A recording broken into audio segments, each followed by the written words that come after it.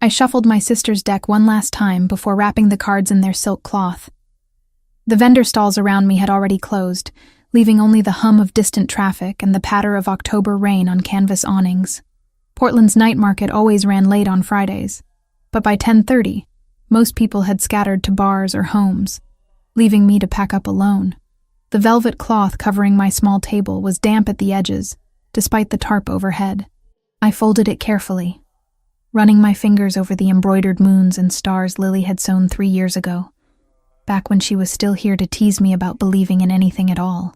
The cards had been hers first, a gift from our grandmother before she passed. Now they were mine, my inheritance, my burden, my only connection to a twin I'd never stop missing. "Excuse me."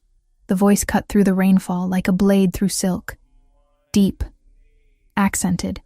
"Are you still reading tonight?" I looked up from packing my leather bag. A man stood at the edge of my booth, water dripping from the shoulders of a charcoal suit that probably had a designer label I'd never heard of. Tall, maybe 6'3", with dark hair slicked back from a face all sharp angles and shadows. His eyes caught the string lights still glowing overhead. Dark brown, almost black in this light, with an intensity that made me want to step back. "I'm closed," I said, keeping my voice steady. 26 years old, and I still got nervous around certain types of men. The kind who looked at you like they could see straight through to your bones. "There's another tarot reader who works Saturdays, or I can give you my card for an appointment next week.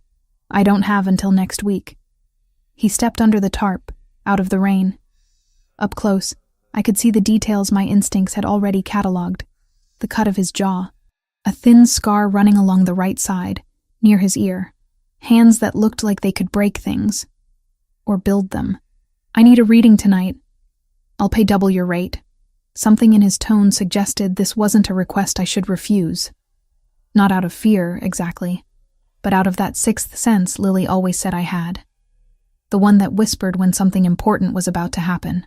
$100, I heard myself say. My normal rate was $50 for a half-hour reading. Cash. He pulled out a money clip without hesitation. The bills were crisp, probably fresh from an ATM. He counted out 500s and set them on my damp table. "That's 500, I said, not touching the money. "I know." His gaze never left mine. "For your time and your discretion." I should have told him to leave, should have packed up my cards and gone home to my cramped apartment where the heater barely worked, and the upstairs neighbor played heavy metal at 2 a.m. Instead, I unfolded my velvet cloth and spread it across the table again. "Sit." He took the folding chair across from me, moving with a grace that didn't match his size. I unwrapped Lily's cards, feeling their familiar weight in my palms. 3 years of readings and they still smelled like her perfume. Lavender and vanilla. Memory and grief. "What's your question?" I asked, beginning to shuffle. "I don't have a question." He leaned back, completely at ease despite the rain now drumming harder against the tarp. "I want to know what you see." That wasn't how tarot worked, but I'd learned not to argue with clients who paid this well. I shuffled until the cards felt ready, then spread them in a Celtic cross layout. The pattern Lily had taught me on our 16th birthday, back when we'd practiced on each other and laughed at the dramatic predictions. I flipped the first card, the Lovers. Present situation. Second card, the Tower, reversed, recent past. Third card, the Ten of Swords, what lies beneath. My hand slowed as I turned over the fourth card. Death. Not always literal, but in this spread, surrounded by these cards, it felt heavy. "Final. Interesting start," he murmured. I ignored him, revealing the fifth card, the Seven of Cups, possible future. Sixth card, the Two of Cups, near future. Seventh card, the Devil, how he sees himself. Eighth card, Justice, how others see him. Ninth card, the Moon, hopes and fears. I paused before the final card, my fingers hovering over it.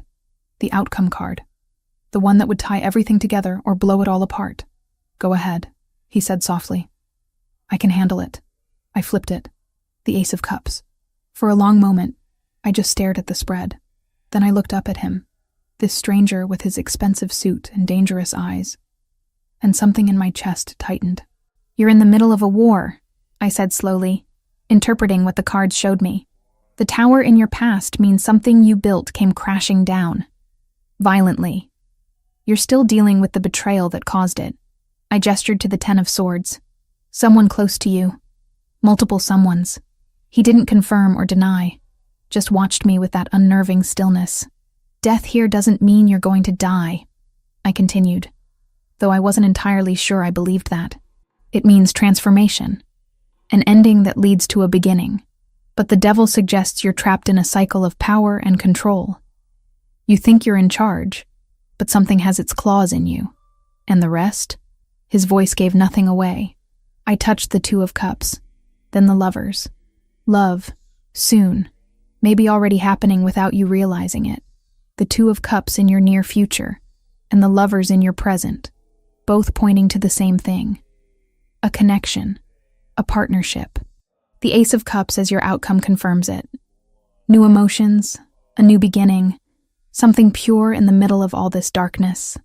The rain had picked up, drowning out the city sounds. We were alone in a bubble of lamplight and storm, and I realized my heart was racing. You're going to fall in love, I said, meeting those dark eyes. Soon, maybe tonight. He was quiet for a long moment. Then his mouth curved into something that wasn't quite a smile, but held too much knowledge to be anything else. I know. The way he said it sent ice down my spine. Not threatening, just certain, like he'd already seen this future and accepted it. The moon card, I pressed on, needing to finish the reading and get away from him. Shows your fear. You're afraid of illusion, of not seeing clearly, of being deceived again. And justice means the world sees you as someone who demands balance. An eye for an eye. You have power, but you use it according to your own code. Very perceptive. He stood, buttoning his suit jacket with one hand. Your name? Hannah. I didn't know why I answered. Hannah Evans. Hannah Evans. He repeated it like he was committing it to memory. I'm Mateo. Just a first name. No last name offered. I should have pressed, but something told me I didn't want to know more than he was willing to share. He reached out suddenly, and I flinched before realizing he was just offering his hand. I took it, and the moment our palms touched, that electric sensation I'd been fighting all reading crashed through me like lightning. His skin was warm, slightly rough, and for 3 heartbeats we just stood there, hands clasped, rain falling around us. Thank you, Hannah Evans. He released my hand and stepped back into the rain. I'll remember this. Then he was gone, walking toward the parking area where I could now see 2 black SUVs idling with their lights off. He climbed into the back of one, and both vehicles pulled away smoothly, like sharks gliding through dark water. I stood alone under my tarp, hand still tingling where he'd touched me, and looked down at the cards spread across my table. The reading had been clear. Danger, love, transformation, choice. I gathered the cards quickly, wrapping them in their cloth and tucking them carefully into my leather bag along with the $500 bills. My hands shook slightly as I collapsed my table and folded my chair. The other vendors were long gone. The night market security guard was probably making his rounds on the far side of the lot. I hurried to the rideshare pickup area, my bag clutched tight against my chest. The cards inside felt heavier than usual, like they'd absorbed something from that reading. From him. A silver Toyota pulled up, and I checked the license plate against my app before climbing into the back seat. The driver was listening to jazz, barely glancing at me in the rearview mirror as he pulled into traffic. I leaned my head against the cold window, watching Portland's lights blur past through rain-streaked glass. My apartment was only 15 minutes away, in a neighborhood that was trying hard to gentrify, but hadn't quite made it yet. Affordable rent for a 26-year-old tarot reader who sometimes wondered if she'd made the right choice, dropping out of art school after Lily died. The cards had been right about one thing tonight. Something had changed. I could feel it in my bones. That shift that meant life was about to get complicated. I just didn't know how complicated until Monday morning, when everything I thought I understood about safety and danger would shatter like glass. The weekend crawled by in a haze of regret and curiosity. I'd spent Saturday morning tracking down my rideshare driver from Friday night, who'd found my jacket wedged between the back seat cushions. He met me at a gas station to return it, clearly annoyed but accepting the $20 tip I pressed into his hand. By Monday morning, I'd almost convinced myself to forget about the man with dark eyes and dangerous certainty. Almost. The Bridgetown Cafe sat 3 blocks from my apartment, tucked between a vintage record store and a yoga studio that smelled perpetually of sandalwood. I'd claimed my usual corner table by 11, laptop open, nursing a cappuccino while pretending to update my website. In reality, I was scrolling through apartment listings, trying to figure out how to afford anything better than my current situation without working 3 readings a day. The cafe was one of those neutral spaces where everyone coexisted peacefully. Artists working on portfolios, students cramming for exams, business people having informal meetings. The owner, a 60-year-old woman named Patricia, had a strict policy about respecting others' space and privacy. No loud phone calls, no aggressive sales pitches, just coffee and courtesy. That's probably why they chose it. The bell above the door chimed at 11:15. 4 men walked in, and every instinct I'd inherited from years of reading people went on high alert.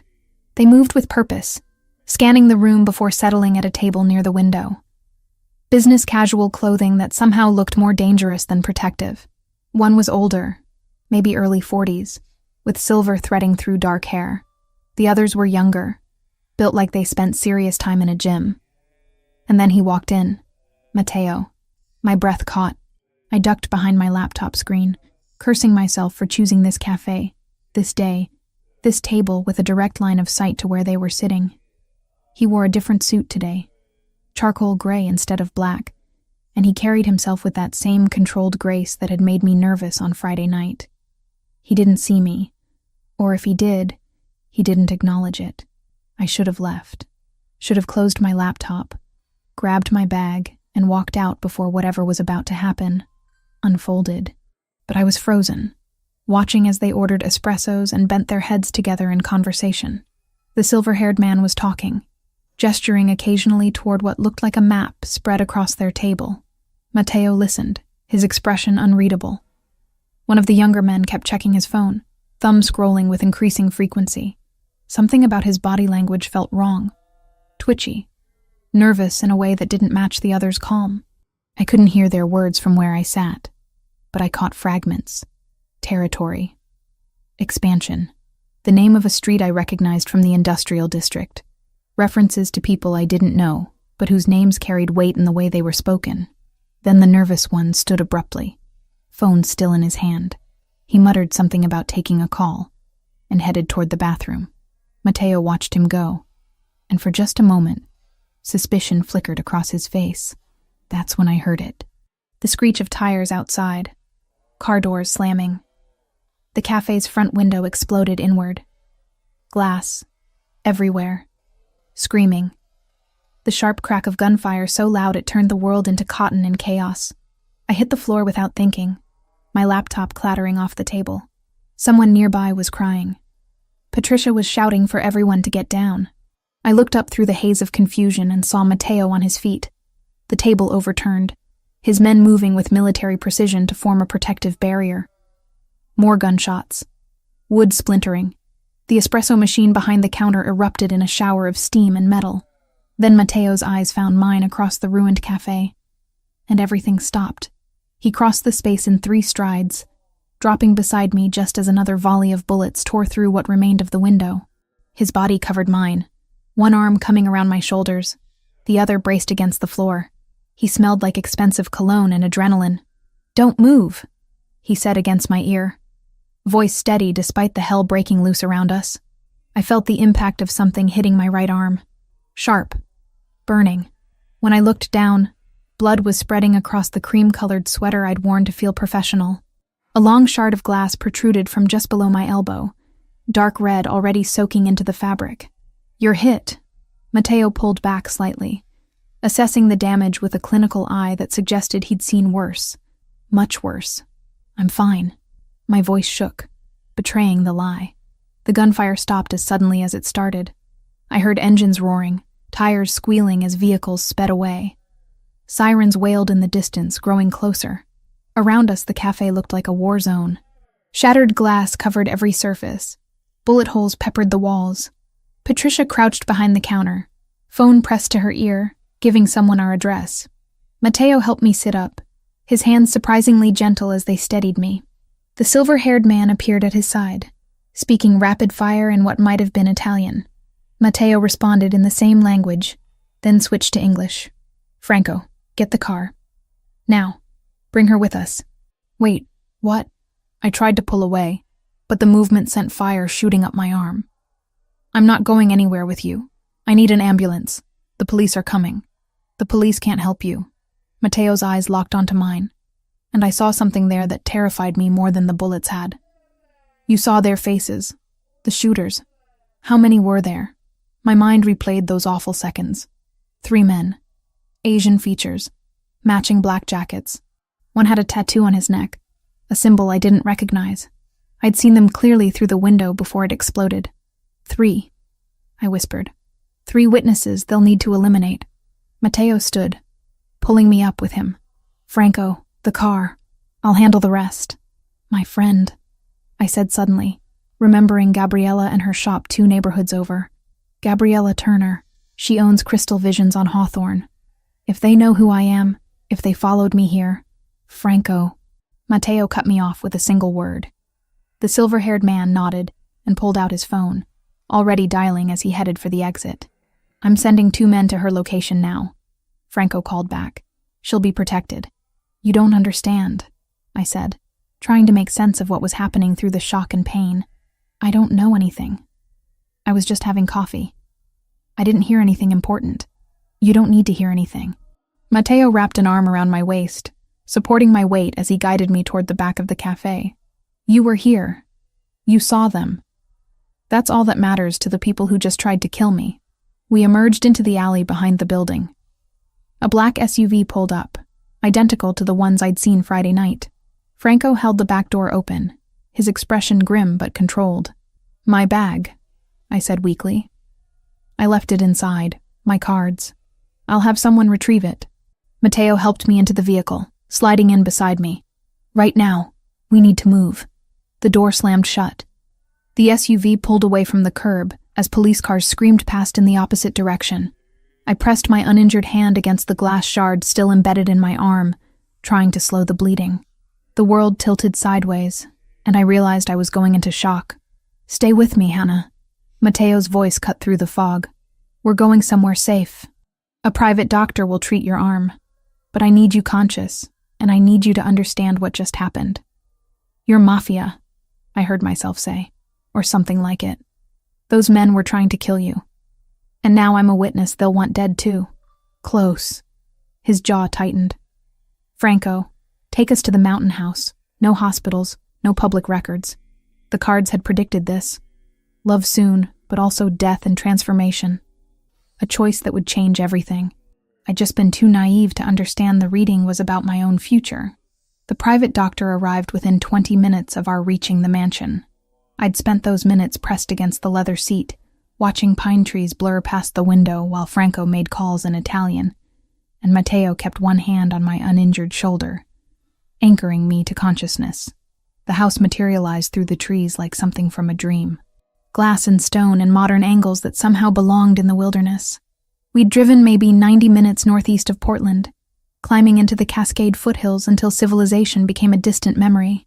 Can you walk? Mateo asked as the SUV stopped in a circular driveway. Yes. I wasn't sure if that was true, but I refused to be carried like some damsel from a Gothic novel. My legs held when I stood, though the world tilted slightly. Inside, the mansion was all clean lines and expensive taste. Hardwood floors, minimalist furniture, art on the walls that probably cost more than my annual income, though I was trying very hard not to think about money right now. Mateo guided me to a room that looked like it belonged in a luxury hotel, with floor-to-ceiling windows overlooking the valley, and a bed large enough for 4 people. The doctor was already waiting. A woman in her 50s with steady hands and an expression that suggested she'd seen much worse than a glass shard embedded in someone's arm. She introduced herself as Dr. Vasquez and got to work immediately, cutting away my ruined sweater and cleaning the wound with efficient movements. 12 stitches, she announced after extracting the glass and examining the laceration. You're lucky. Deeper and you'd have nerve damage. As it is, you'll heal clean if you keep it dry and change the dressing daily. Mateo stood near the window throughout the procedure, close enough to see but far enough to give Dr. Vasquez room to work. His presence was oddly comforting, a solid point in a world that had gone sideways. The pain medication will make you drowsy, Dr. Vasquez said as she finished bandaging my arm. Rest is the best thing for shock. I'll leave supplies and check on you tomorrow. After she left, Franco appeared in the doorway. He looked tired but controlled, his silver hair slightly disheveled from the chaos at the cafe. Your friend is secure, he said, addressing me directly. 2 of our men are stationed outside her shop. She's been informed of the situation and advised to stay inside for the next 48 hours. Relief flooded through me. Thank you. She's all I have left. Her and the cards. Speaking of which, Franco held up my leather bag.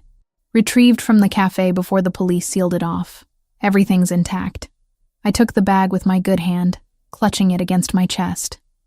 The weight of Lily's cards inside felt like an anchor to sanity. I need you to understand what happened today, Mateo said once Franco had left. He sat in the chair opposite the bed, leaning forward with his elbows on his knees. The organization that attacked us is called the Triad Phoenix Dorada. They're expanding aggressively into Portland, trying to take territory my family has controlled for 60 years. They don't care about rules, about civilians, about anything except power and profit. And I saw their faces. The medication was starting to work, making everything feel slightly distant. So now they want me dead. Yes, no sugarcoating. I appreciated that more than false comfort.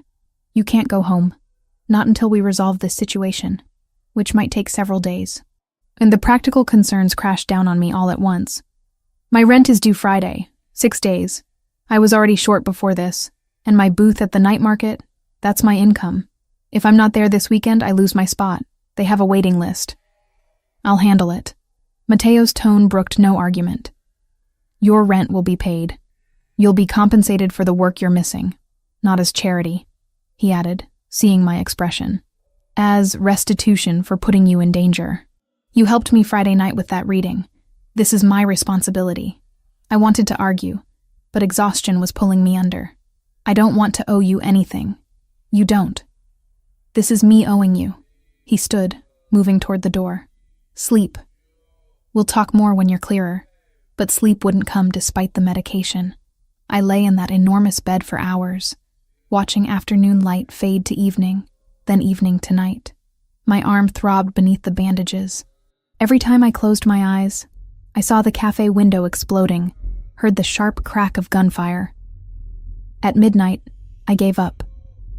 I pulled on a robe I found in the closet, soft charcoal cashmere that probably cost more than my entire wardrobe, and ventured into the mansion. The place was quiet, but not empty. I glimpsed men in dark clothing patrolling the grounds through windows, security cameras in corners. This wasn't just a house. It was a fortress disguised as architectural magazine material. I found the library on the 2nd floor. Books lined 3 walls from floor to ceiling, real books with worn spines that suggested they'd actually been read. A fireplace held glowing embers, casting warm light across leather furniture. And there, in an armchair near the windows, sat Mateo. He looked up when I entered. He'd changed from his suit into dark jeans and a black sweater, somehow more dangerous in casual clothes than he'd been in business attire. Can't sleep either? I asked.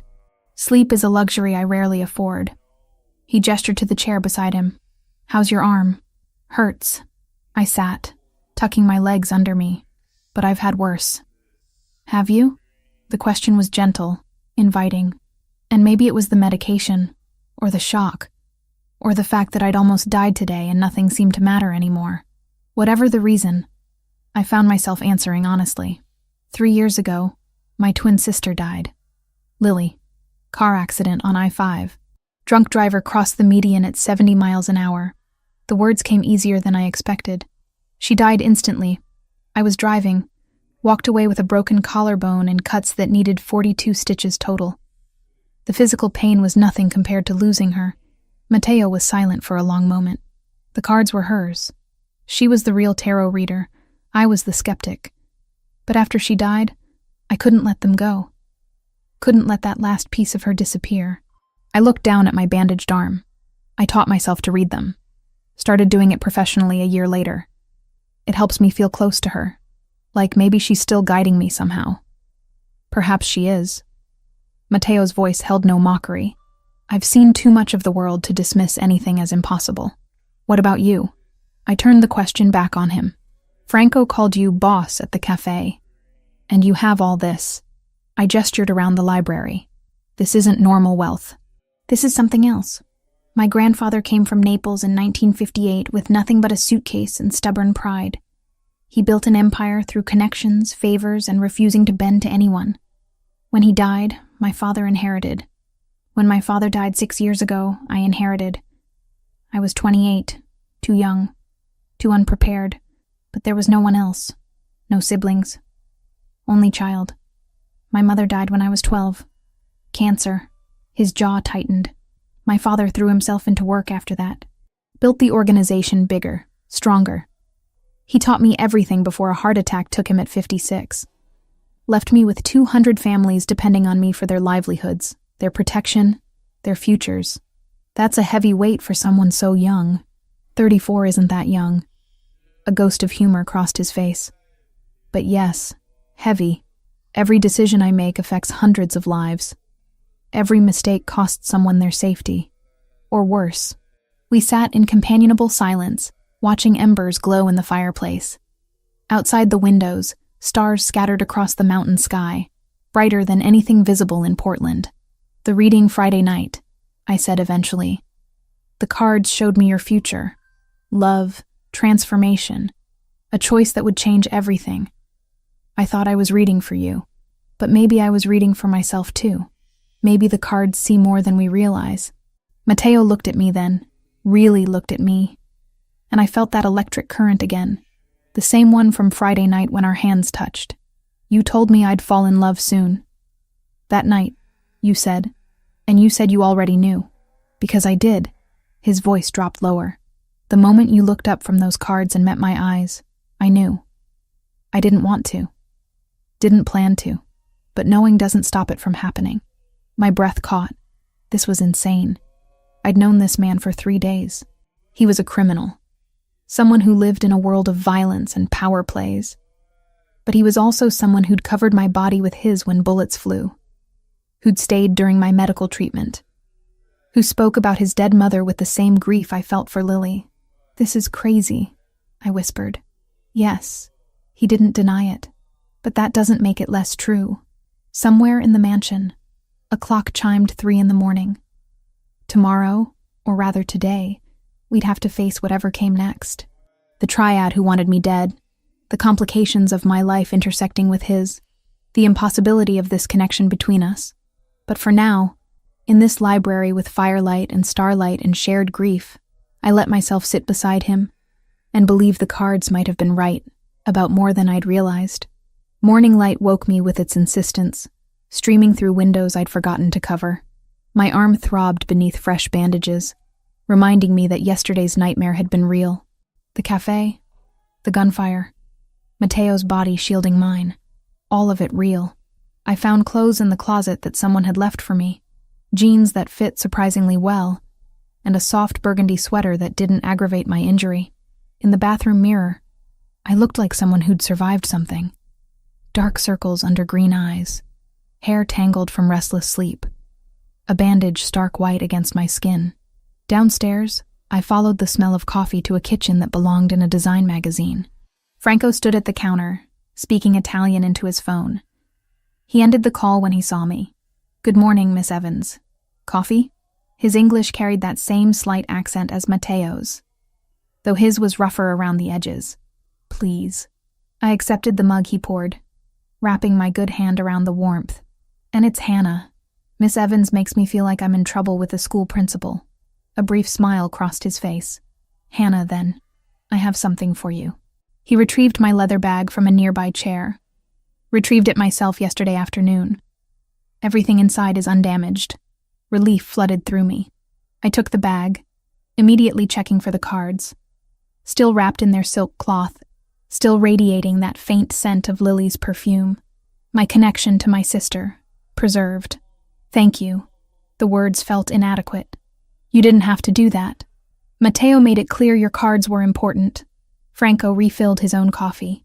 He's currently in a meeting with our security team, reviewing footage from the attack. He'll want to speak with you when he's finished. About what happened at the cafe? Among other things. Franco's expression turned serious. The men who attacked us are from an organization called Triad Phoenix Dorada. They've been expanding aggressively into our territory for the past 6 months. Yesterday was their most brazen move yet. I sipped my coffee, processing this. And because I saw their faces, I'm a liability they need to eliminate. Unfortunately, yes. Which is why you'll remain here under our protection until the situation is resolved. He paused. I spoke with your friend Gabriella this morning. She's safe. Frightened, but safe. My men are maintaining a visible presence around her shop to discourage any approach. The mention of Gabriella tightened something in my chest. She was all I had left besides these cards. If anything happened to her because of me, because I'd been in the wrong place at the wrong time, she won't be harmed, Franco said, reading my expression. Matteo doesn't allow civilians to be targeted. It's one of the codes his father established. Codes in organized crime. The irony wasn't lost on me. That's almost funny.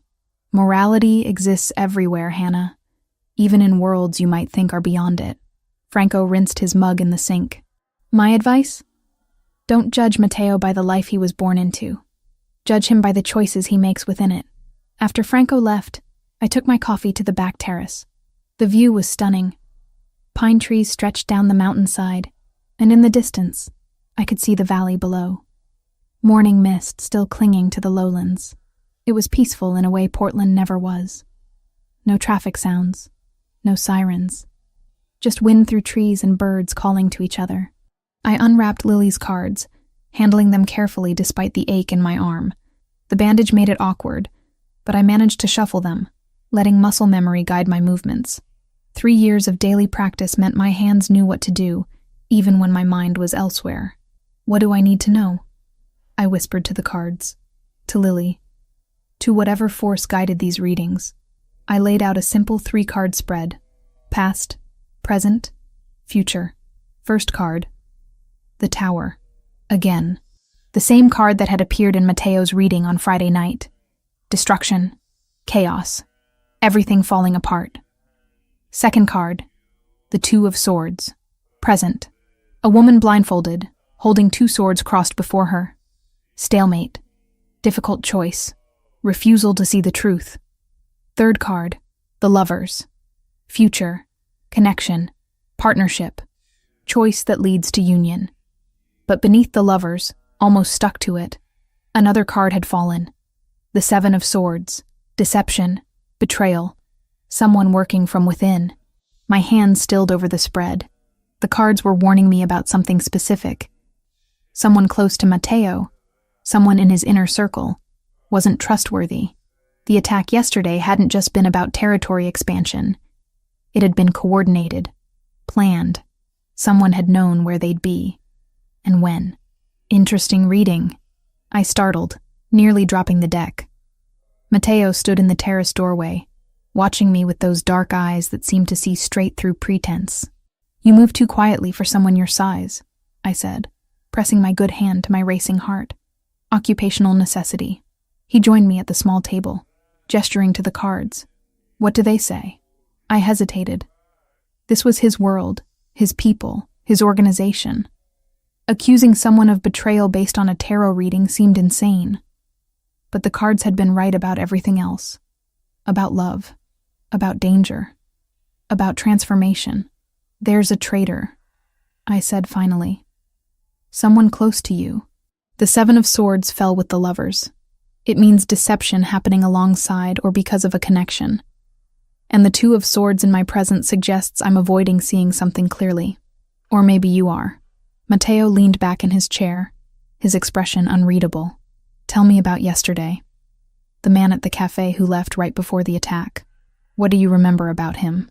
I closed my eyes, replaying those moments. Young. Maybe 25. Dark hair. He was checking his phone constantly. More than the others. And when he left to take a call, he looked nervous. Not scared nervous. Guilty nervous. His name is Anthony Lombardi. He's been with our family for 3 years. His father worked for mine. Matteo's jaw tightened. Franco's investigating him now, based on what you said. If Anthony sold us out to the Triad, if he's responsible for nearly getting you killed, what will you do to him? I asked quietly. What needs to be done? His tone left no room for misunderstanding. Which is? Exile at minimum. Death if he cost us lives. He met my gaze directly. I won't lie to you about who I am, Hannah. I won't pretend this world has room for mercy when someone betrays the people depending on them for safety. I should have been horrified. Should have demanded he take me home immediately, consequences be damned. But I thought about what Franco had said. Judge him by his choices. And Matteo's choice was to protect the people loyal to him, even if that meant harsh justice for those who weren't.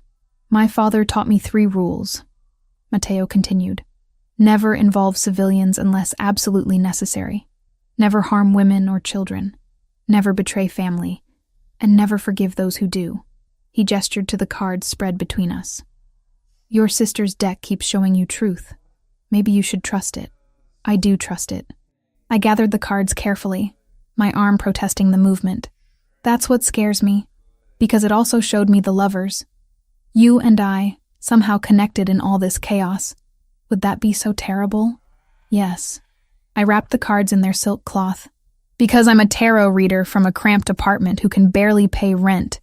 And you're a man, he interrupted gently. Not a title.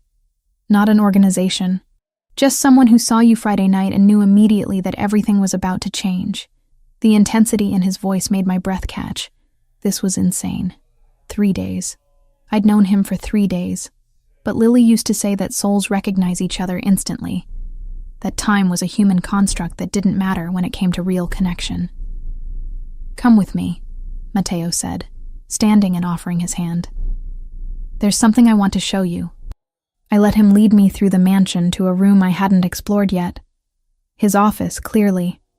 Dark wood desk, leather chairs. But what dominated the space was a wall covered in photographs. Not the glossy kind from magazines. Personal photos. Candid moments captured over years. My grandfather, Matteo said, pointing to an elderly man with fierce eyes and a proud bearing. Giuseppe Ricchetti. He came from nothing and built everything you see around us. Not just wealth, a community. 200 families who depend on us for work, for protection, for justice. The law won't provide them. He moved to another photo. A woman with kind eyes and Matteo's cheekbones. My mother. She died when I was 12. Cancer. My father never recovered. He threw himself into work afterward, teaching me everything about leadership but nothing about balance. Is that why you're different? I asked. Because you saw what it cost him? Maybe. His hand lingered on his father's photo. An older version of himself. Stern, but not cruel. He had rules. The same ones he taught me.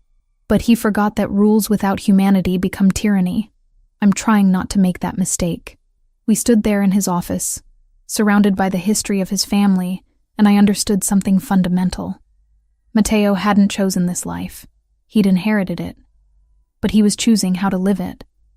That evening, he insisted on changing my bandages himself. Dr. Vasquez having left supplies and instructions. His hands were gentle, careful not to hurt me as he unwrapped the old dressing and cleaned the wound. Healing well, he observed. You'll have a scar, but not a bad one. I have others. I watched his face as he worked. 42 stitches from the accident that killed Lily. This one will just join the collection. Battle scars. He secured the new bandage. Proof you survived. Dinner was on the terrace under string lights and mountain stars. Someone had prepared Italian food that smelled incredible, and Matteo poured wine I'm sure cost more than my monthly grocery budget, though I didn't ask. The air had cooled with sunset, carrying the scent of pine and earth. Tell me about her, Matteo said. Your sister. What was she like? So I did. I told him about Lily's laugh, loud and unrestrained. About how she believed in magic and possibility while I believed in logic and planning. About how she'd bought these tarot cards from a shop in Seattle and taught herself to read them. Then taught me, insisting I had natural intuition I was ignoring. She sounds like she would have liked this. Matteo gestured to the cards I'd brought down with me, now sitting between our wine glasses. The mystery of it. The romance. She would have loved you, I admitted. She always said I needed someone who'd challenge me, who wouldn't let me hide in my fear. Matteo reached across the table, his fingers brushing mine. That electric current again, sparking between us. I'm not trying to challenge you, Hannah. I'm just trying to... His phone rang. The sound shattered the moment like glass under a hammer. Matteo's expression darkened as he checked the screen. I have to take this. He answered in Italian, his tone sharp. I watched his face change as whoever was on the other end spoke. Anger, then cold calculation. He ended the call and stood in one fluid motion. One of our warehouses in the industrial district was just hit. Fire. Deliberate. Franco's heading there now, but I need to go personally. Now? It's almost 10 at night, which is exactly when they chose to strike. He was already moving toward the door. Stay here. Don't leave the property. My security team will keep you safe until I return. Matteo, wait. I stood, following him. What if this is what they want? What if they're trying to draw you out into the open? He paused, looking back at me. Something flickered in his expression. Surprise, maybe. That I'd thought of that. It's a possibility I've considered. His hand came up, cupping my face briefly. The touch was warm, grounding. But some things require my presence. This is one of them. Then he was gone, and I was left standing on the terrace with wine going cold and cards that whispered warnings I didn't know how to interpret. The 7 of Swords. Betrayal from within. I looked down at the spread still laid out on the table. The cards hadn't lied yet. And if they were right about a traitor, then Matteo walking into a burning warehouse might be exactly what someone wanted. I couldn't just sit there and wait. Not with the cards spread on the table showing me warnings I'd ignored before. The 7 of Swords. Betrayal from within. And Matteo was driving straight into a situation that felt choreographed. I found one of the security guards patrolling near the terrace. Young, maybe 25, with the same watchful expression they all wore. I need to get to the warehouse, I said. The one that's burning. Where Matteo went. He blinked at me like I'd asked him to fly. Miss Evans, Mr. Ricchetti gave explicit orders that you remain here. If we go as controlled bait. 2 support cars, a fallback route, and counter-surveillance. Your intuition about the 7 of Swords stands. We act on it, but with a plan. And I'm explicitly ignoring them. I crossed my arms, wincing as the movement pulled at my bandaged arm. You can either drive me, or I'll find my own way there. Your choice. 5 minutes later, I was in the back of an SUV with 2 very unhappy security guards who'd apparently decided protecting me meant following me into whatever stupidity I was committing. The drive back down the mountain felt longer than the trip up had been, every turn reminding me this was probably the worst decision I'd made in a series of increasingly poor choices. The warehouse district looked exactly like what it was. Industrial buildings hunched against the night sky, separated by cracked pavement and chain-link fences. Smoke billowed from a structure near the waterfront, orange flames visible through broken windows. Fire trucks had arrived, their lights painting everything in stuttering red and white. I spotted Franco immediately, standing with several men near a black SUV. He saw me approaching, and his expression went from surprise to resignation in the span of a heartbeat. He's going to be very unhappy you're here, Franco said. He'll get over it. I hoped that was true. Where is he? Franco gestured toward the warehouse. Inside. We've secured the perimeter. The fire was deliberately set, but whoever did it is long gone. Or still inside, I said quietly. Waiting. Something in my tone made Franco look at me more carefully. You know something. The cards warned me. Betrayal from within. Someone close to Matteo. I met his eyes. It's Anthony Lombardi, isn't it? The man from the cafe. You've been investigating him. Franco's silence was confirmation. He pulled out his phone, fingers moving rapidly across the screen. Anthony was supposed to be here tonight, setting up security protocols. But his phone's been off for 2 hours, and no one's seen him since this afternoon. That cold certainty settled in my stomach. He's the one who told the triad where Matteo would be. At the cafe. And now this fire is bait. Franco finished my thought, already moving. Stay with the guards. Don't move from this spot. But I was already following him toward the warehouse entrance. My guards had no choice but to come with me, flanking me like reluctant shadows. Inside, the building was a maze of shipping containers and wooden pallets. Smoke hung in the air, acrid and choking. Water from the firefighters' hoses pooled on concrete floors. I heard voices deeper in the warehouse. Matteo's, distinctive even raised in anger. And another voice, younger, defensive, pleading. We rounded a corner and found them. Matteo stood with 3 of his men, surrounding Anthony Lombardi. The young man looked terrified, backed against a shipping container with nowhere to run. Blood trickled from his nose, and his shirt was torn. But he was alive, conscious, talking. I didn't have a choice, Anthony was saying, words tumbling over each other. They had photos of my sister. They knew where she worked. Said they'd hurt her if I didn't cooperate. So you sold out your own people. Matteo's voice was ice. You told them where we'd be. 3 of our associates are dead because of you. And Hannah, he stopped, seeing me standing there. His expression shifted through several emotions too quickly to name. You're supposed to be at the house. The card said you'd need me here. I stepped forward, ignoring Franco's attempt to stop me. They were right, weren't they? Matteo's jaw tightened, but he didn't argue. Instead, he turned back to Anthony. Finish what you were saying, about your sister. The triad, they approached me 6 weeks ago, showed me pictures of Sophia leaving her apartment, her office, the gym, said it would be easy. Just tell them your schedule, where you'd be meeting. Small things. Anthony wiped blood from his face with a shaking hand. I thought I could control it, thought I could protect her. But they kept asking for more. And tonight? Franco asked from beside me. The fire? They told me to disable the alarm system, make sure the building would be empty. I thought they just wanted to destroy property. Anthony looked directly at Matteo. I swear, I didn't know they'd try to trap you inside. When I realized what they were planning, I tried to warn you. But my phone was confiscated by my men 2 hours ago when we traced the leak back to you. Matteo's tone gave nothing away. You're a traitor, Anthony. Your father served my father for 20 years. You grew up in this family, and you betrayed every single person who trusted you. The silence that followed was suffocating. I watched Matteo, trying to gauge what he'd do next. In the library last night, he'd talked about his father's rules. Never forgive betrayal, but he'd also said he was trying to be different, trying to balance justice with humanity. Your sister, I said suddenly, addressing Anthony directly. Sophia, where is she now? Anthony's eyes widened. Home, I think. They said if I cooperated tonight, they'd leave her alone.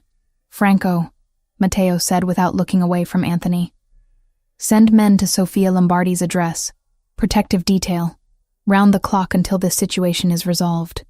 Relief flooded Anthony's face, followed immediately by confusion. I don't understand. You're a traitor and a coward, Matteo said flatly. But you're a coward who loves his sister. I can work with that. He stepped closer, and Anthony pressed back against the container. Here's what's going to happen. You're going to give Franco every detail about your contact with the triad. Names, locations, communication methods, everything. Then you're going to deliver a message for me. What message? That the Ricchetti family doesn't negotiate with people who threaten civilians. Matteo's voice was steel. They want war over territory? Fine. But they brought Hannah into this. They targeted your sister. That changes the rules entirely. And then? Anthony asked. After I deliver the message? Then you leave Portland. Tonight. You and Sophia both. Franco will set you up somewhere safe with enough money to start over. But you're done with this family. Done with this life. If I ever see you again. If you ever contact anyone from our organization. There won't be a second chance. Matteo paused. That's more mercy than you deserve. Take it. Anthony nodded rapidly. Something like hope flickering in his eyes. Franco pulled him away. already making calls to arrange the protective detail and extraction. The other men dispersed, leaving Matteo and me alone in the smoky warehouse. "You shouldn't have come," he said finally. "You needed someone here who'd remind you that mercy is possible." I moved closer. The cards showed me betrayal. Yes, but they also showed me choice. "You just proved you can choose differently than your father would have." "My father would have killed him." Matteo's hand came up, fingers ghosting over my cheek. Maybe he was right.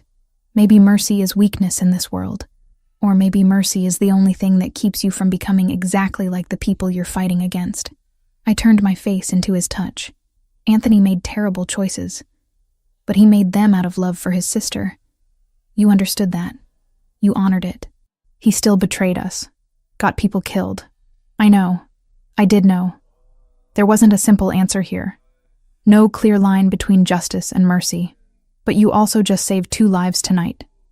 Anthony's and Sophia's. That has to count for something. Matteo studied me in the dim light filtered through smoke and shadows. "You see things in me I'm not sure actually exist. I see who you're trying to be."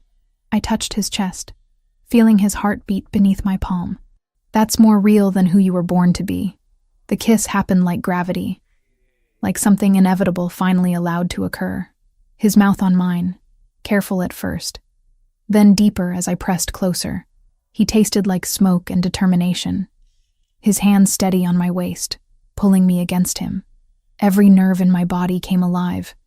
3 days of tension and fear and impossible connection finally finding outlet. When we broke apart, breathless, his forehead rested against mine. "We should get out of here," he murmured. "Before the fire marshal starts asking questions I can't answer." The drive back to the mansion was quiet, but it was the comfortable kind of silence. Matteo's hand found mine in the darkness, fingers lacing together. Outside the windows, Portland gave way to wilderness, city lights fading to starlight. At the mansion, we stood in the entry hall facing each other. Everything from the past 3 days hung between us. The tarot reading that had predicted this. The cafe attack that had thrown us together. The conversations in the library at 3 a.m. His mercy toward a traitor. This kiss that had changed everything. "I'm falling for you," I said. The honesty felt dangerous and necessary. "I know it's insane. I know it's been 3 days. But Lily used to say that souls recognize each other instantly. That time doesn't matter when it comes to real connection. Your sister was wise." Matteo's hand came up, cupping my face. "I told you Friday night that I already knew. When you said I'd fall in love soon, I knew you were right. Because I'd already started falling the moment you looked up from those cards. This is complicated. Yes, I'm not part of your world. Not yet." His thumb brushed across my lower lip. "But you're choosing to be. Right now. In this moment." He was right. I was choosing this. Choosing him. Choosing to believe the cards had brought us together for a reason that transcended logic and safety, and every sensible thing I'd ever believed about my own life. When we kissed again, it was different. Slower. A promise, instead of a question. And when he led me upstairs to his room, when we fell into sheets that smelled like cedar and starlight, when his hands learned my scars, and I learned the geography of his, it felt like the most natural thing in the world. Later, with dawn approaching and Matteo asleep beside me, I thought about transformation. About how the tower card meant everything falling apart so something better could be built. About how the lover's card meant choice. Always choice. And I'd made mine. 3 days ago, I'd been a tarot reader struggling to pay rent, living half a life in memory of my dead sister. Now I was lying in a Mafia boss's bed, having chosen impossible love over safety, having witnessed mercy in a world built on violence, having become someone Lily would have recognized better than I recognized myself. The cards had been right about everything. Love, danger, transformation, choice. And we were only halfway through the story they'd started telling. I woke to morning sun and an empty bed. The sheets beside me still held Matteo's warmth, but he was gone. A note rested on his pillow, black ink on cream paper in handwriting that matched his personality. Precise. Controlled. Situation developed overnight. Triad retaliated against 2 of our safe houses. No casualties, but I need to handle this personally. Stay at the mansion. Franco has orders to protect you. Back by noon. M. I touched the paper, tracing the single initial at the bottom. 34 years old, and he still signed notes like a teenager trying to be mysterious. The thought made me ache with affection I had no business feeling after 4 days. 4 days. That's all it had been since Friday night's tarot reading. Less than a week. And my entire world had restructured itself around this man and his impossible life. My arm throbbed as I dressed, reminding me that yesterday's violence was still healing. The bandage needed changing. Dr. Vasquez had left supplies, and I managed it one-handed, examining the neat line of 12 stitches bisecting my forearm. Another scar for the collection. Lily would have called it a badge of survival. She'd been good at reframing trauma into triumph. God, I missed her. Missed having someone who knew me well enough to tell me when I was being stupid. And falling for a Mafia boss? That definitely qualified as stupid. I found Franco in Mateo's study, surrounded by phones and laptops, coordinating what looked like a small army. He glanced up when I entered, his expression weary but alert. Morning. Coffee's in the kitchen. Mateo left instructions that you're to have whatever you need. What I need is information. I crossed to the windows overlooking the valley. The note said retaliation. How bad? 2 safe houses hit with incendiaries around 4 this morning.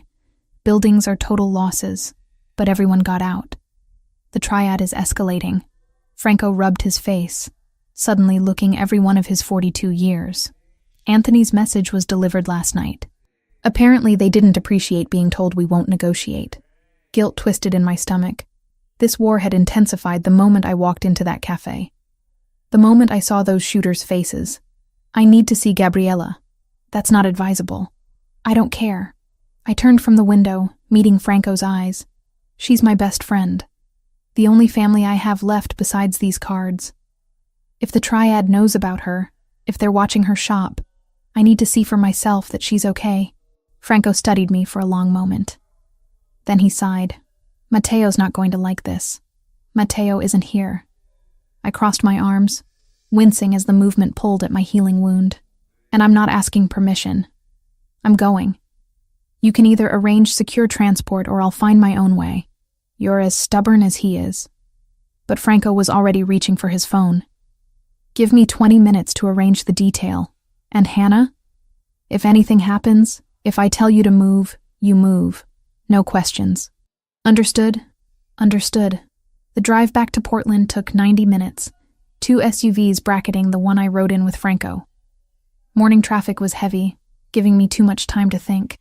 About Mateo's hands on my skin last night. About the choice I'd made. About what Lily would say if she could see me now. She'd probably quote some passage about following your heart off a cliff. That was Lily. All poetry and passion, while I'd been spreadsheets and caution.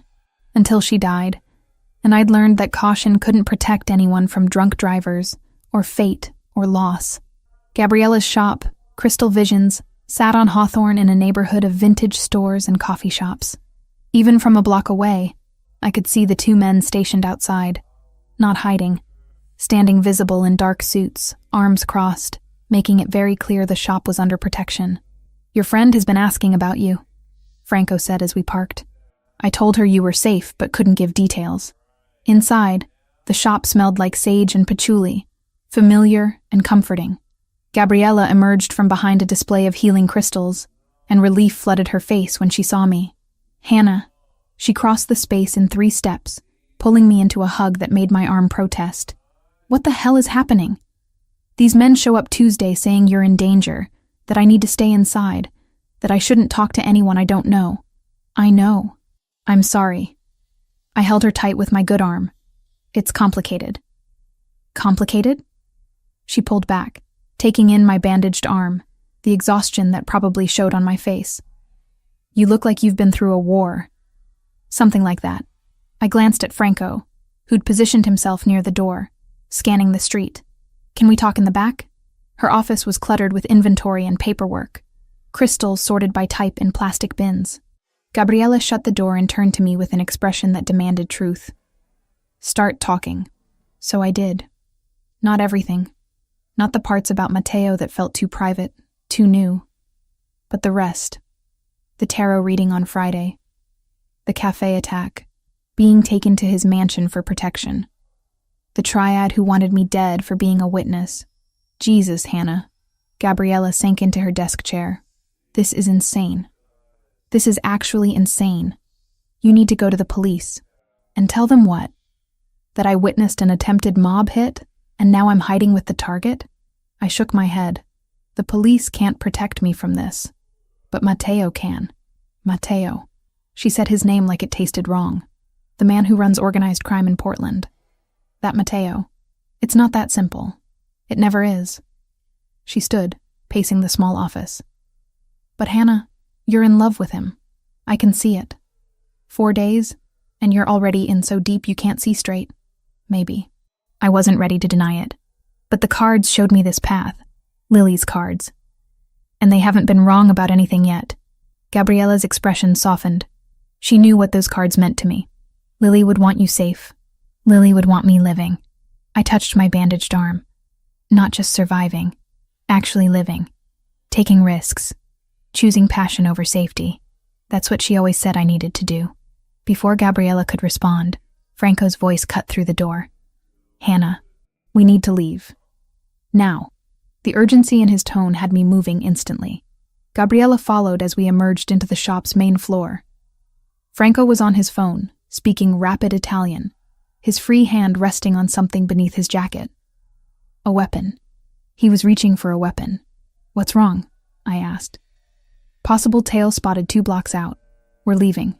He ended his call, already moving toward the back exit. Out the rear. Move. Gabriella grabbed my good arm. Be careful. I will. I hugged her quickly. Stay inside until those men tell you it's safe. The alley behind the shop smelled like garbage and rain. Our SUV pulled up, engine running, another already positioned to follow. Franco hustled me into the back seat, sliding in beside me. Where's the third vehicle? I asked, noticing we were one short. Blocked in by traffic. They'll catch up. But Franco's expression suggested he didn't believe that. We pulled onto Hawthorne heading east, toward the freeway that would take us back to the mountains. Morning shoppers crowded the sidewalks. Cafes were full. Everything looked normal. Safe. That should have been my first warning. The black sedan appeared from a side street doing at least 60. It clipped our rear quarter panel hard, sending us spinning. I grabbed the oh shit handle, my injured arm screaming protest. Franco braced against the seat, already shouting into his phone. More vehicles. 2 more, surrounding us, cutting off escape routes. The rear window exploded. Gunfire, close and deafening. Our driver jerked the wheel, trying to break free, but we were boxed in, trapped. Get down! Franco threw himself over me, his weight crushing me into the leather seat. Glass rained down. Metal shrieked. Someone was screaming, might have been me. Then I felt Franco jerk against me. Once. Twice. The impact of bullets finding flesh. His breath hitched, sharp with pain. Franco! I tried to see his face, but he was too heavy, pinning me down. Stay down, he gasped. Blood soaked through his jacket. Dark red spreading fast. Just stay. Our driver slammed the accelerator. The SUV lurched forward, scraping against the sedan before breaking free. More gunfire followed us, bullets punching through metal, but we were moving. Away. Toward safety. How bad? I managed once we'd put distance between us and the attack. Franco had shifted slightly, allowing me to breathe. Shoulder. His face was pale, jaw locked against pain. I'll live. But blood kept spreading. Too much blood. My brain switched into the mode it had learned 3 years ago when Lily bled out in my arms while I waited for ambulances that came too late. I'd taken every first aid course available after that, learned pressure points and tourniquets, and how to keep someone conscious through shock. Driver, pull over, I commanded. We need to keep moving, Franco protested. You need to stop bleeding. I was already pulling off my sweater, leaving me in just a tank top. 30 seconds. That's all I need. The driver pulled into a grocery store parking lot. I climbed into the back with Franco, pressing my sweater against the wound in his shoulder. Entry point. No exit. The bullet was still inside. You need a hospital, I said. Can't. Gunshot wounds get reported. Franco's breathing was labored. Mateo has a doctor, Dr. Vasquez. She'll handle it. I held pressure, watching his face for signs of shock. His pupils were responsive, pulse elevated but steady. The bleeding was slowing. After Lily died, I swore I'd never feel helpless like that again. My hands didn't shake. They'd learned steadiness from necessity. I took classes, learned how to help, how to save people when seconds matter. Good thing. Franco managed a weak smile. Mateo's going to be furious. Let him be furious. I adjusted my grip, maintaining pressure. You took bullets meant for me. Again. You and Mateo both seem determined to use your bodies as shields. Occupational hazard of caring about civilians. His eyes drifted closed briefly before forcing them open. Stay awake until we reach the mansion. Talk to me. So I did. I talked about Lily, about learning tarot from her cards, about Friday night's reading that had started all this, about falling for a man I barely knew, but somehow understood better than people I'd known for years. By the time we reached the mansion, Franco was still conscious.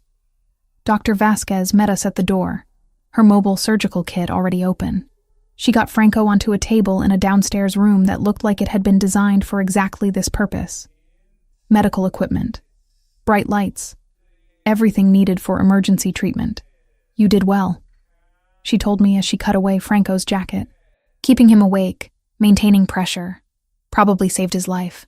Mateo arrived 20 minutes later.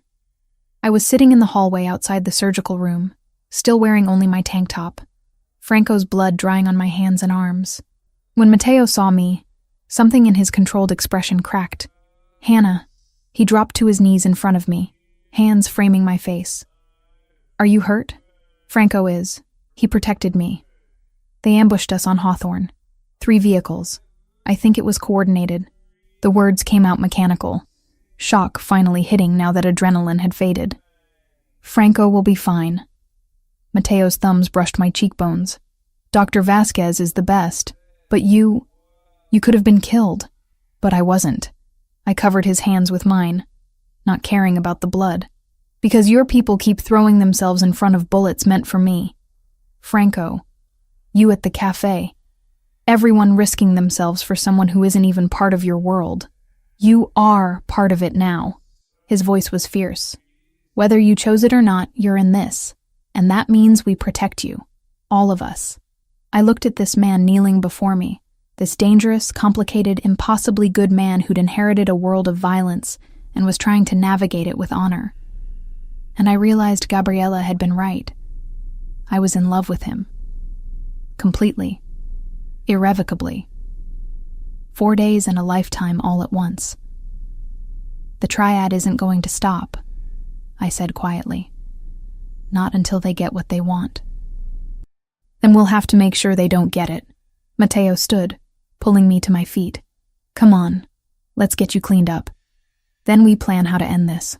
4 a.m, brought Mateo home with blood seeping through his shirt and exhaustion carved into every line of his face.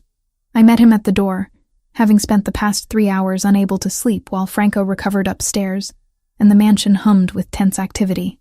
You're hurt, I said, already moving toward him. It's nothing. But he swayed slightly, betraying the lie. One of his men caught his arm, steadying him. It's not nothing. I slipped under his other arm, supporting his weight. Where? Ribs. Maybe cracked. Definitely bruised. His breathing was shallow, controlled.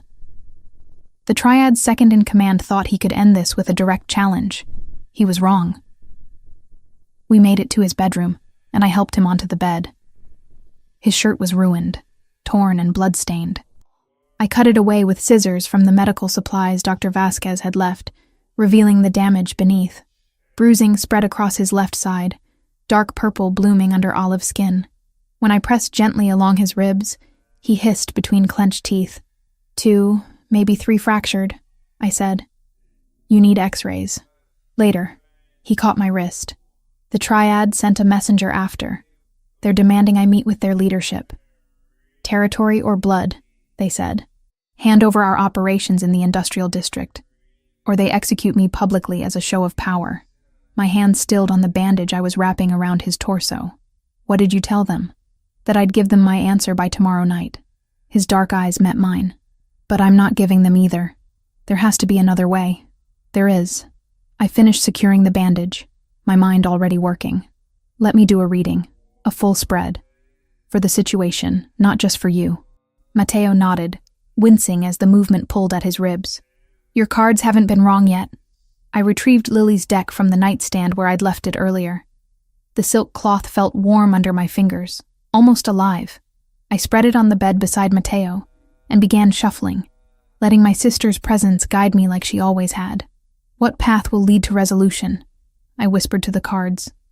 I laid out a Celtic cross spread, each card revealing itself with deliberate significance. The King of Swords in the present position, justice, clear thinking, and strategy. The Five of Wands reversed in the recent past, conflict that had escalated unnecessarily. The Three of Cups in the near future, alliance, celebration, unity. But it was the advice card that made me pause.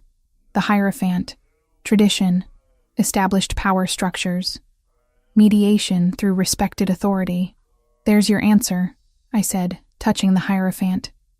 You need a mediator, someone both sides respect, someone who can broker peace without either of you losing face. Who? Matteo's voice was rough with pain and skepticism. The Triad won't listen to anyone in my organization, and I won't trust anyone in theirs. I thought about the conversations I'd overheard over the past days, references to other families, other organizations that maintained neutrality in territorial disputes. Then I remembered something Franco had mentioned in passing. The Irish, I said. The O'Sullivan family. Franco mentioned them once. Said they maintain neutrality, that they don't take sides in wars between other organizations. Matteo's expression shifted, considering. The O'Sullivans control the docks. They have agreements with everyone because everyone needs access to shipping. They're powerful enough that no one wants to antagonize them, smart enough to stay out of conflicts that don't concern them. Would they mediate? Possibly. He sat up slowly, one hand pressed to his bandaged ribs. If we approach it correctly, if we can convince them there's benefit to brokering peace rather than letting this war escalate. A knock interrupted us. Franco stood in the doorway, his arm in a sling, face pale but determined. I heard voices. What's the plan? Hannah suggested bringing in the O'Sullivans as mediators, Matteo said. What do you think? Franco considered for a long moment. It could work. Seamus O'Sullivan is pragmatic. He won't want a full-scale war disrupting operations at the docks. And the Triad uses his shipping routes too. He has leverage over both of us. Then we call a meeting, Matteo decided. Emergency council at 6. We present the option to the family leadership. If they agree, I contact Seamus this morning. By 6, the mansion's conference room was full of men who looked like they hadn't slept in days. 10 of them, ranging in age from late 20s to early 60s. Matteo's inner circle. The people who'd built and maintained his family's operations for decades. I stood near the back. Not part of the council, but not excluded either. Matteo had made it clear I was staying, that my perspective mattered. The Triad has issued an ultimatum. Matteo began without preamble. Territory or my life. We have until tomorrow night to respond. I'm not giving them either.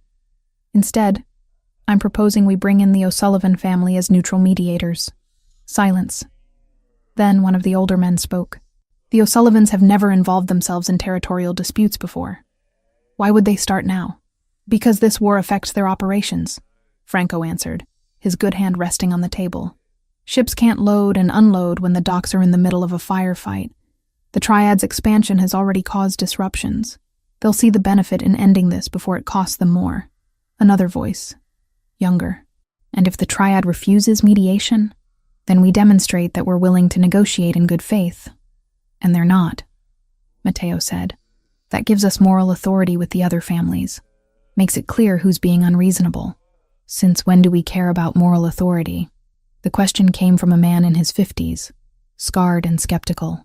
Since we became the family that protects its people rather than just profits from them, Matteo replied. My father taught me that power without honor is tyranny. I won't become what we're fighting against. I watched the council members exchange glances. Some looked convinced, others uncertain, but no one openly opposed the plan. This was the tarot reader's idea, the skeptical man said, nodding toward me. Why should we trust cards to guide strategy? Because those cards predicted everything that's happened so far. I spoke up before Matteo could defend me. They showed betrayal from within. We found Anthony. They showed violence escalating. 3 safe houses burned. They showed a path through alliance and mediation. That's what I'm suggesting now.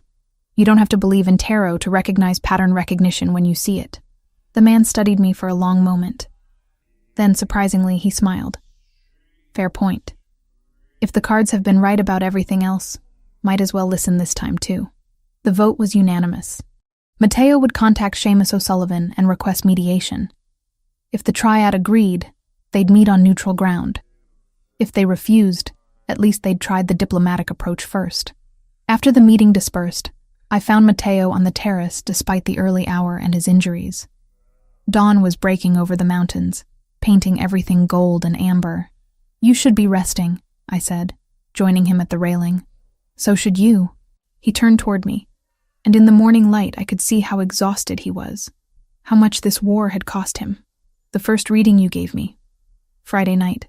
Do you remember what the cards showed? Love, danger, transformation, choice. I leaned against the railing beside him. All of it came true. The Lovers and the 2 of Cups. Death meaning transformation. The Tower showing destruction. Even the 7 of Swords revealing Anthony's betrayal. And the Ace of Cups as the outcome, Matteo added. New beginnings, pure emotion. That was you. Walking into my life and changing everything I thought I understood about what I wanted. I looked down at my bandaged arm, thinking about how much had changed in less than a week. Lily always said the cards don't predict fate. They show possibilities, paths we can choose if we're brave enough. Your sister was wise. She was reckless and passionate, and believed in magic even when the world gave her every reason not to. I touched the silk-wrapped deck in my pocket. I used to think I was the logical one, the practical twin. But after she died, I realized she'd been right all along. Life is too short not to choose the impossible things, the dangerous love, the transformative risk, the path that scares you most. Is that what this is for you? Matteo asked quietly. The path that scares you most? Terrifies me, I admitted. But it's also the first time since Lily died that I've felt actually alive instead of just surviving. So yes, I'm choosing it. I'm choosing you. This impossible situation. This war. All of it. His hand found mine, fingers lacing together. All those predictions from Friday's reading came true. Love, betrayal, transformation. But the outcome card, that Ace of Cups, it's not finished yet. That's still ahead of us. New beginning, I said. After all this resolves, after the triad situation ends and your people are safe again, that's when we figure out what this becomes. I already know what it becomes. His free hand cupped my face, thumb brushing my cheekbone. It becomes everything. You become everything. You can't know that. It's been 5 days. I knew it in 30 seconds. His voice carried absolute certainty. The moment you looked up from those cards and told me I'd fall in love soon. The moment you said it with such confidence, like you could see my entire future laid out in front of you. I knew then. I just had to wait for you to catch up. He kissed me as sunrise turned the mountains into fire, and I tasted promise on his lips. Tomorrow we'd face the O'Sullivan family and try to broker impossible peace. Tomorrow the triad would answer our request for mediation. Tomorrow everything would either fall into place or fall apart completely.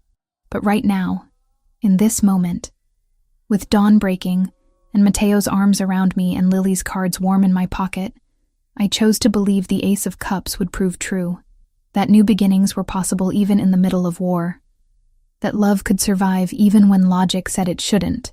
The cards had been right about everything else. I had to trust they'd be right about this too. The warehouse on the waterfront had been chosen for its neutrality. No one's territory, no one's advantage. Just concrete floors and shipping containers, and the smell of salt water carried in from the Columbia River. Saturday afternoon, 2 in the afternoon exactly. and I stood beside Mateo wearing clothes borrowed from someone in his organization, dark gray slacks, and a forest green blouse that actually fit. Professional. Serious. Not the tarot reader in boho skirts anymore. Franco flanked Mateo's other side, his arm still in a sling but his presence deliberate. Recovered enough to attend. To show the triad that their bullets hadn't broken the Ricchetti family's strength. Behind us stood 6 more of Mateo's men, silent and watchful. Across the warehouse floor, the triad Phoenix Dorada had assembled their own delegation. 8 men in sharp black suits, led by a man in his 50s with gray-streaked hair and eyes that missed nothing. Wei Zhang. Franco had briefed me earlier. The triad's strategist. The one who made decisions when violence alone couldn't solve problems.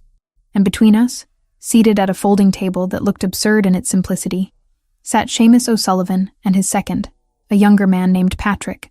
The Irish family had agreed to mediate, but their expressions made it clear they weren't happy about being pulled into someone else's war.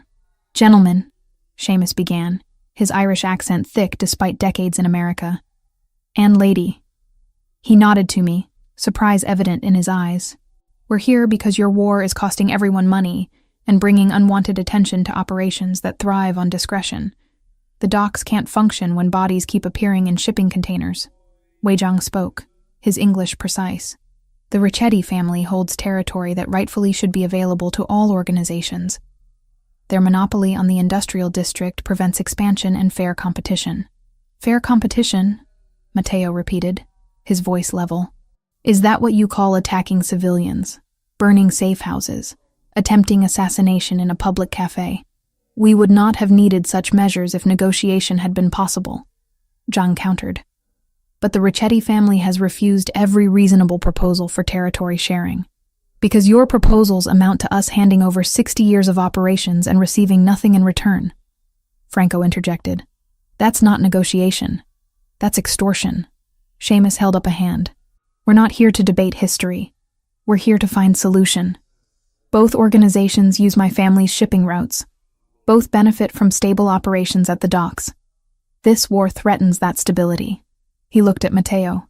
"What are you willing to compromise on?" I watched Mateo consider his response. His ribs were still taped beneath his shirt, healing from Friday night's confrontation. But his posture gave nothing away. This was the leader his father had trained him to be. Controlled. Strategic. Dangerous when necessary. "The industrial district remains ours," Mateo said. "Non-negotiable.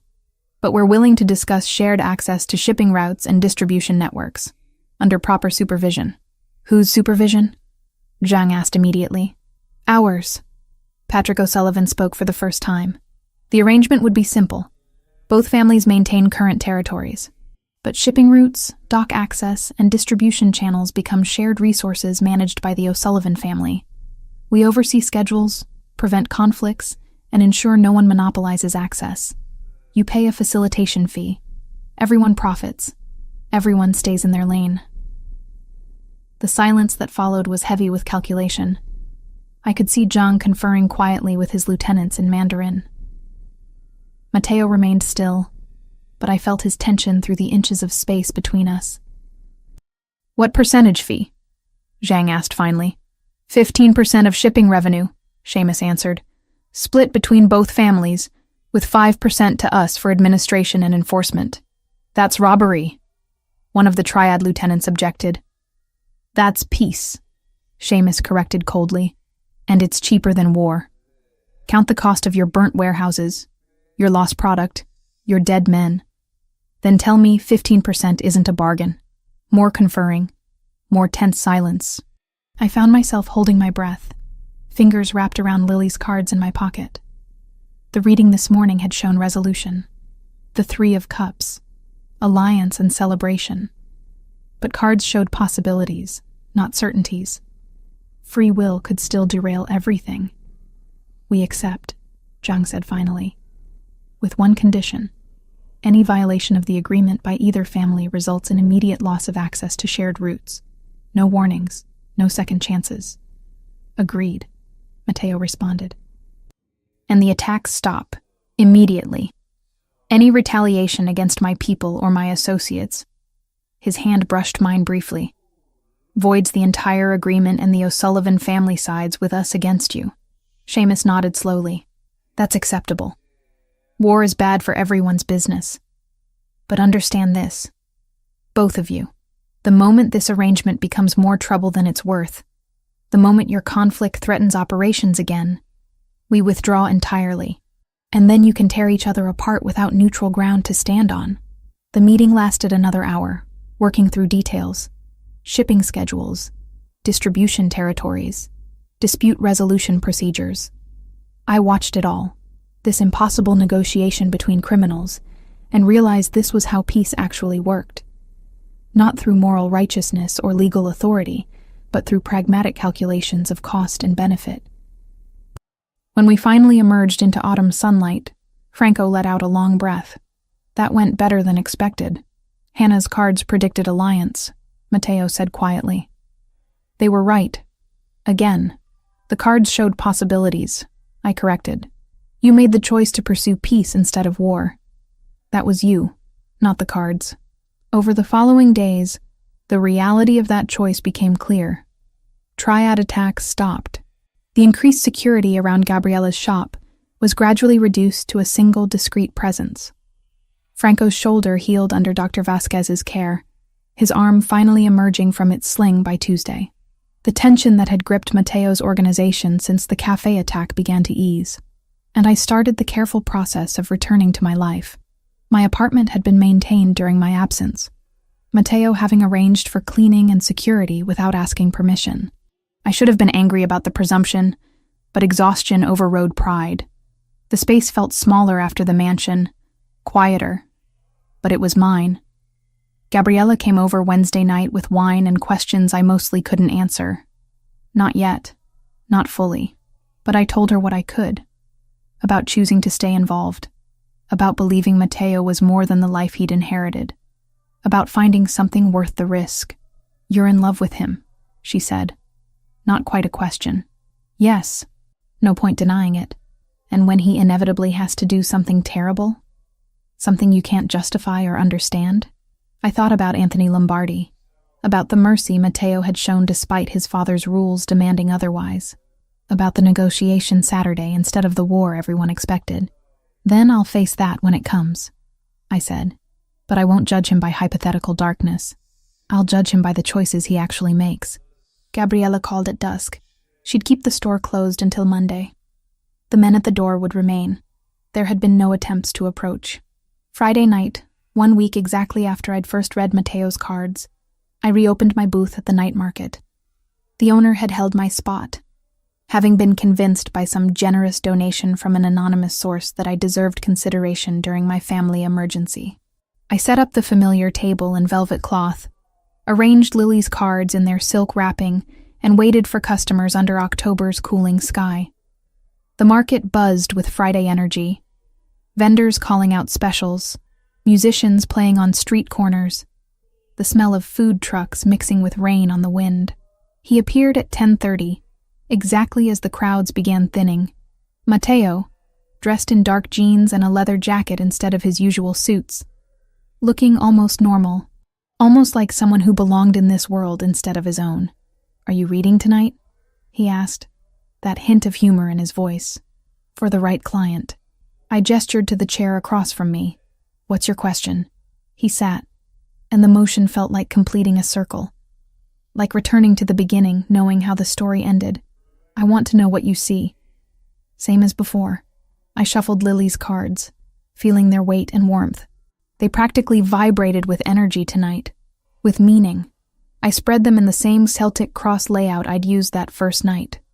The lovers in the present position. Still. Always. The Two of Cups in the near future. The Ace of Cups as the outcome. But now, new cards appeared in the spread. The Ten of Cups. The Four of Wands. Celebration, joy, stable foundation. The kind of future I hadn't dared imagine a week ago. "Well?" Matteo asked, watching my face instead of the cards.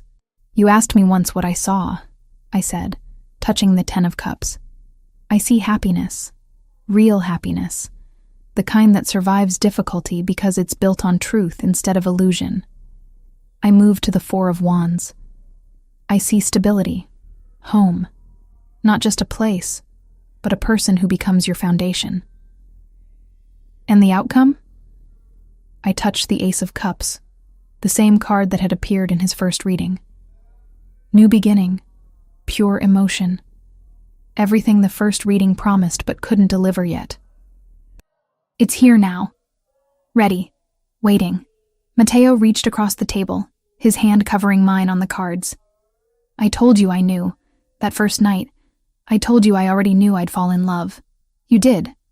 I laced my fingers through his, but I had to catch up. Have you? Yes. The certainty in that single syllable surprised me. 1 week. 8 days since Friday night's reading. A lifetime compressed into moments of violence and choice and impossible connection. I love you. I choose this. I choose us. Whatever that becomes. He stood, circling the table to pull me to my feet. Around us, the market continued its Friday rhythm. People laughing. Vendors closing up. Musicians playing their final sets. And in the middle of it all, we stood together while October rain started to fall. The cards were right, Matteo said against my hair, about everything. Cards show possibilities. We made them real. I pulled back slightly, looking up at his face. The face I'd seen across a table 1 week ago, and somehow recognized instantly. Together. Lily's voice echoed in my memory. Time doesn't matter when souls recognize each other. Choose passion over caution. Live instead of survive. She'd been preparing me for this moment for years. Through every reading, every lesson, every shared belief in magic and fate, and the courage to follow impossible paths. Later, as we packed up my booth together, as Matteo's discreet security maintained their invisible perimeter, as Friday night gave way to Saturday morning, I thought about transformation, about how the Tower card meant destruction that cleared space for rebuilding, about how every prediction from that first reading had manifested in ways I couldn't have imagined. Love found, betrayal revealed, violence endured, choice made, and now, new beginning emerging from ashes. I was a tarot reader who'd fallen for a Mafia boss, who'd witnessed murder and mediation, who'd chosen dangerous love over safe solitude, who'd learned that morality existed in shades of gray that logic couldn't navigate but instinct somehow could. And standing there in Portland rain with Lily's card safely wrapped and Matteo's hand in mine, I knew I'd choose it again. Every time. In every possible future the cards could show me. Because some loves are worth the impossibility. Some transformations require destruction first.